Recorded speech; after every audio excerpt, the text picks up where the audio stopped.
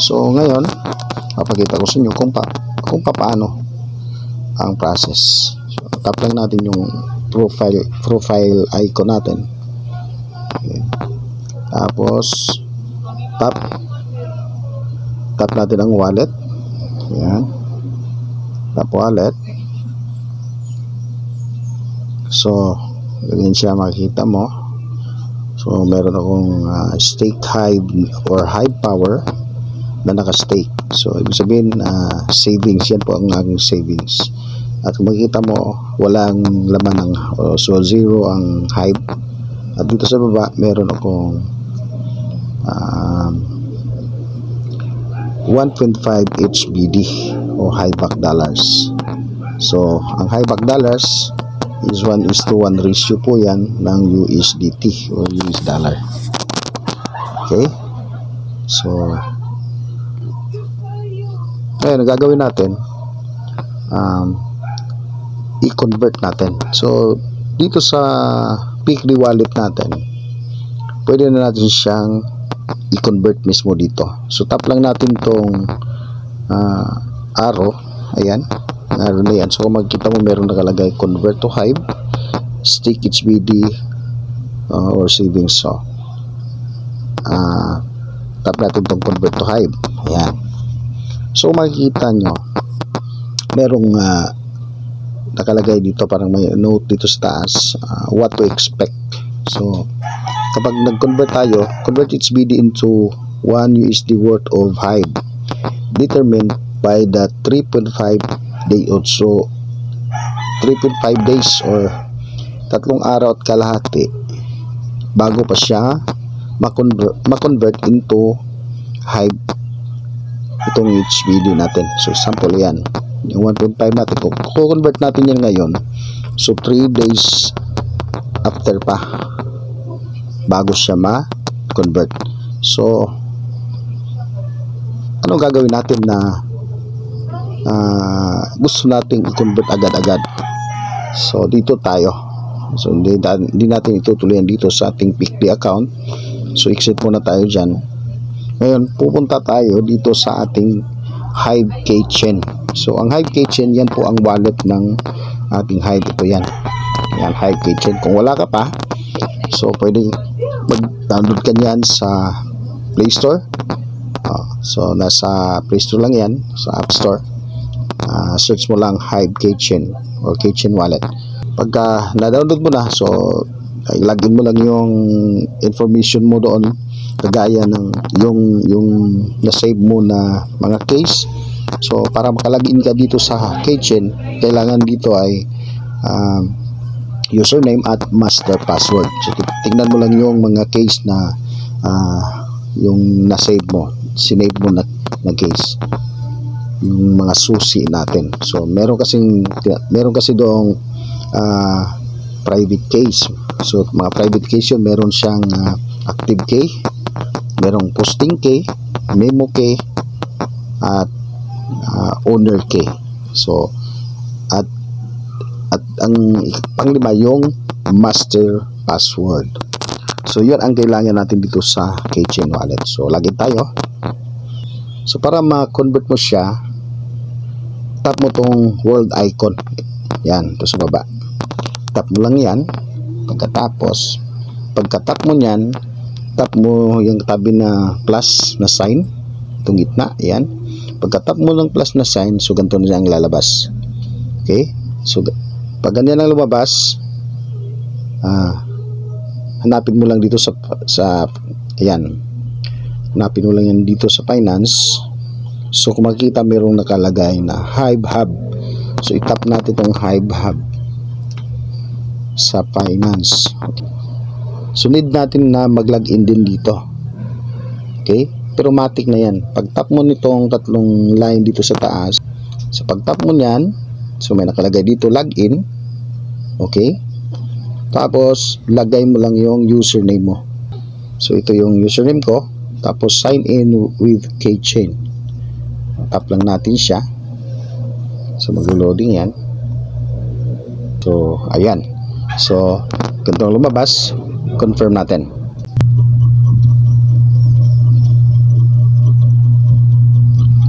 So ayan, sign successfully. Okay, so nakikita nyo merong ganito ang lalabas niyan. So gusto nyo ma-convert agad into Hive, so tap lang natin tong arrow, tapos tap natin yung amount natin. So ayan, kung makita mo merong swap, so swap na natin yan. Okay, tap natin ang swap, tapos confirm. Okay, so the transaction has been broadcast successfully. Okay, tingnan natin kung naging Hive na ba siya. So kung makita nyo, wala na yung HBD. So nandito na siya. Ayan, so ang balance meron na siyang Hive. Tingnan natin dito sa wallet natin. Tingnan natin dito sa wallet. Dito, ayan, tap natin tong, so sa refresh lang natin. Okay, so ito yung wallet ko, Judum. So yung 1.5 wala na, at ayan, so naging Hive na siya. So ngayon, once naging Hive na siya, na-convert na natin yung HBD natin into Hive. So that's the time na send natin siya doon sa ating Binance account, kung saan doon natin siya ibebenta. Okay, so ano bang gagawin natin? Punta ka doon sa Binance account mo. Ayan, kung meron ka ng Binance or Bitget. So assuming na meron na kayong account sa Binance, gagawin mo pagkalagin mo na, tap natin yung advance. Okay, tap natin advance. Ayan natin. So dahil Hive ang ating isesend, so kailangan natin siyang isend dito sa on-chain or on-chain deposit. So deposit crypto from other exchange wallet to Binance. So tap natin to, I have crypto asset. So tap natin tong, so ganyan ang lalabas. So kung ngayon kung wala pong Hive na nakalagay dito, type mo lang dyan sa search bar yung Hive. So sa akin nandito na, nakalagay na yung Hive. So itatap ko na lang yung Hive. Ayan, pagkatap ko ng Hive, meron siyang network, choose a network. So dito may note yan dito, please note that only supported networks on Binance platform are shown. If you deposit via another network, your asset may be lost. So dahil Hive po ang ating isesend at ang network niya is Hive, so Hive, ayan, pagkatap natin yan. So merong important dito, both message and address are required for a success ERDR deposit. So please send the message unencrypted. So okay lang natin yan. So ngayon ganyan ang lalabas sa Hive nyo, sa account nyo. So ang gagawin mo is copy mo tong wallet address ng Hive mo dyan sa Binance. So pagka-copy mo nito, copy na. Pagka-copy, assuming na-copy mo na yan, ipipaste natin yan. Balik tayo doon sa ating dito. So balik tayo dito sa ating wallet kung saan nandun yung Hive. So tap natin tong transfer. Pagka-tap mo ng transfer, so ganyan lalabas. So ipipaste mo ngayon yan, ipipaste mo ngayon dito yung kinapin mo na wallet address or user address. Tapos balik ka ulit doon. Ayan, at ito namang memo ang ikakopy mo. So pagka-copy ng memo, balik ka ulit dito. Ayan, so memo, dito natin yan ilalagay. So importante na merong memo kapag magsisend tayo ng mga asset natin sa exchange. Okay, so ginagamit lang natin tong memo kapag nag-send tayo ng Hive patungong exchange. Pero kung mag-send tayo sa mga kasamahan lang natin, o sa example, mag-send ka sa akin ng Hive, sunod na maglagay ka pa ng memo. Okay, yung username ko lang ang i-type mo, tapos tap mo lang yung max. Ayan, so maximum na. Tapos next mo na. Tap natin confirm. Okay. Papasok na yan doon sa ating Binance account. So, ayun, check na. Ibig sabihin, pasok na siya doon sa ating Binance account. So, wala na dito yung HYBE. Okay? So, balikan natin yung ating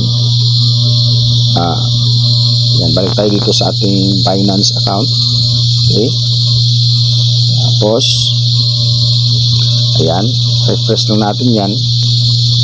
So, tayo lang natin mag-reflect yung sinend natin na HYBE.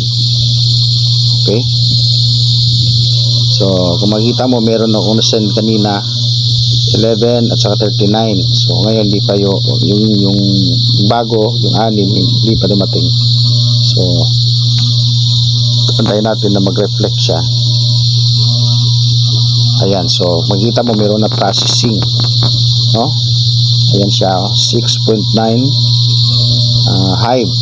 So, processing na siya. So, ilang seconds lang yan, completed na yan. So, ayun, kung makikita mo, nagbago na yung amount ng aking piso balance. So, kung makikita mo is naging 58 na yung HYBE natin. Ganyan siya kung paano natin convert ang ating HBD into HYBE para ibenta natin siya doon sa Binance. So, kung gusto mo na siyang ibenta, itatap lang natin yung trade. Okay? So, sell tayo. So, pag tap lang natin yung sell, meron siyang nakalagay na limit. Itatap lang natin yan. So, meron, pili ka lang. Nakalimit siya. Tsaka merong market. Kapag market ang nilagay mo dyan, so, automatic yan. Pag ganyan mo, yan. So, automatic na magsisell. Pag tinap mo yung sell HYBE, sell automatic yan. So, mabibenta agad yan. Seconds lang. Okay? So, ganyan lang ang paraan kung paano mag-sell ng ating HYBE. Meron akong mga video kung paano mag-benta ng ating HYBE at saka paano siya i-transfer, paano siya ma-transfer punta doon sa ating mga bank account o GCash. So, meron akong video tutorial na ginawa. So, panoorin nyo na lang. Okay, maraming salamat. Sana makatulong itong video na ito, lalong-lalo na sa mga baguhan o sa mga bago pa dito sa HYBE vlogging platform. Thank you so much for watching.